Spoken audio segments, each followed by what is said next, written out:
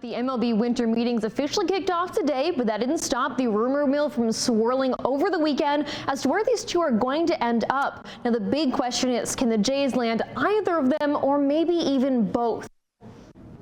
Shohei Ohtani, his 35th home run. Shohei Ohtani is the most talked about free agent this season.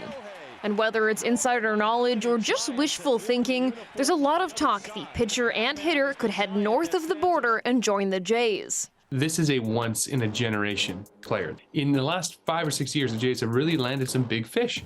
This is a different species of fish altogether. This is a player that has the potential not just to win some baseball games for you, but to genuinely change the trajectory of a fan base. This guy is a baseball unicorn, and he is going to, whichever team he signs with, he's going to completely transform their franchise. Well, fan predictions for where he'll end up change hour by hour. The Jays are rumored to be among the final bidders, alongside the Dodgers, the Cubs, the Giants, the Braves, and his former team, the Angels.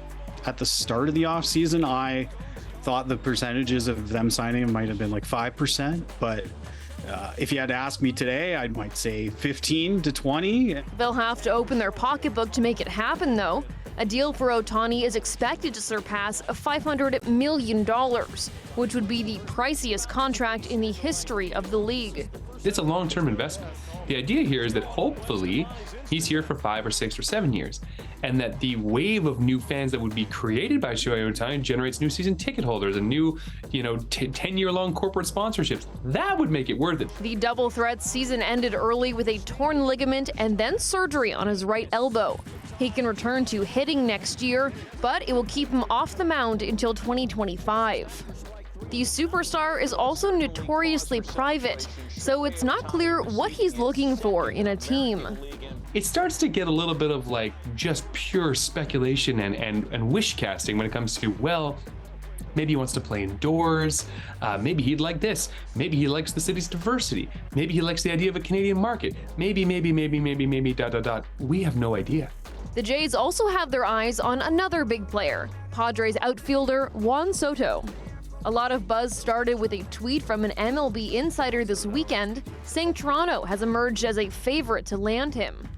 But they'll have to make a better offer than the New York Yankees if they want the 25-year-old.